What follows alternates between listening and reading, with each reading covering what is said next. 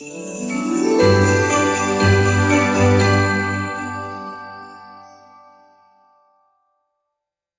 are listening to the Global Slovakia podcast, where we explore the stories, traditions, and spirit of Slovakia, the heart of Europe.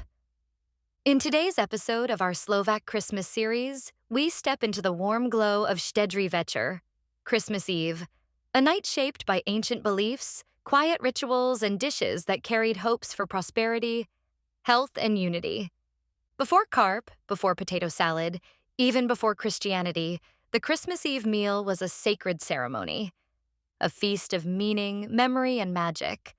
Long before fried carp became the star of the Slovak Christmas dinner, the festive meal followed a much older ritual. For the pagan ancestors of Slovaks, Christmas Eve, winter solstice, was a moment filled with prosperity magic. Every dish had meaning. Every ingredient had a purpose. The menu varied from region to region, but certain themes were universal. And at the heart of it all was abundance. Traditional Christmas Eve dinners once included 7 to 9 courses.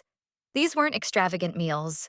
Portions were small, ingredients simple, but each number held deep significance. 7 symbolized wisdom and good fortune. The ancient Slavs counted not 5 but 7 senses, adding intuition and clairvoyance. Even pregnancy was believed to last 7 months.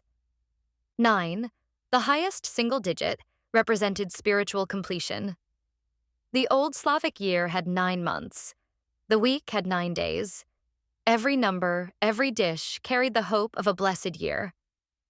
Everything harvested that year, grain, nuts, pulses, dried fruit, found its way onto the Christmas table. This was the community's way of giving thanks for the gifts of nature.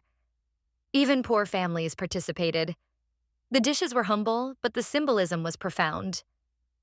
Advent also meant fasting, so Catholic families served a meat-free menu. Protestants, however, did not fast, and meat appeared on their festive tables. At its core, the Christmas Eve meal was both a spiritual ritual and a celebration of life's simplicity. Dinner often began with thin Christmas waffles, a tradition that evolved over time. These wafers symbolize the body of Christ, eaten only at Christmas and usually paired with honey and garlic. Waffles were first baked in monasteries, then later by village teachers, whose pupils distributed them throughout the community.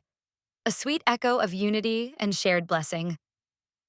Historical records from regions like Kisusi describe festive meals that began with fruit brandy, followed by waffles, garlic, bread with honey, simple soups, sauerkraut with dried mushrooms, poppy seed dumplings, porridge, and fruit.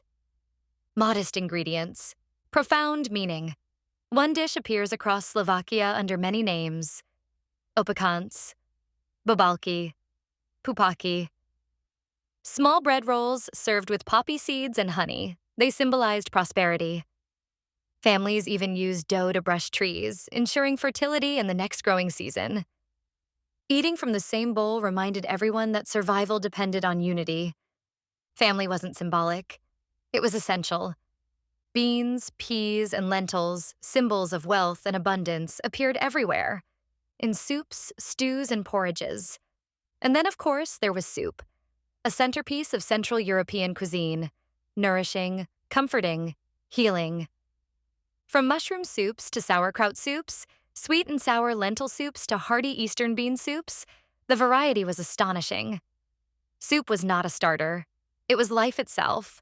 No Christmas meal was complete without sweet dumplings, choulants with poppy seeds or walnuts, and the ceremonial holiday cakes. In Western Slovakia, the multi-layered, many-filling štedrak symbolized abundance and spiritual richness. These weren't everyday treats. Children waited all year to taste them. Fish appeared on Slovak Christmas tables long before carp took over the spotlight. Christian symbolism made fish popular during fasting periods. Slovaks traditionally favored perch, eel, and trout. Carp was more common in Czech lands, especially in regions with historic pond systems. The modern version of fried carp with potato salad, the one we know today, didn't enter mainstream cuisine until the 20th century, first recorded by M.D. Redigova and spreading widely only after World War II. During communism, the Christmas carp became an icon, and a source of endless stories.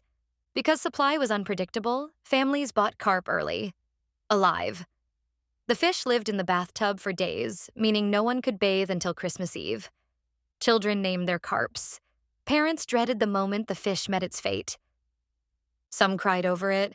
Others tried to outsource the job to in-laws. These stories surface at virtually every Christmas table, humorous, nostalgic reminders of a bygone era. And today, Christmas markets across Slovakia still display barrels of live carp, continuing the tradition in a modern way.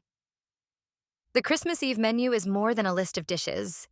It is a story of ancestors, rituals, hardships, and hope, of families gathering to honor nature, faith, and each other. Thank you for listening to the Global Slovakia podcast. If you would like to support our mission of preserving and sharing Slovakia's rich cultural heritage, please consider making a donation at globalslovakia.com. Your contribution helps us continue creating meaningful content, research, and educational programs for Slovaks around the world. Your support keeps these traditions alive, for today and for generations to come.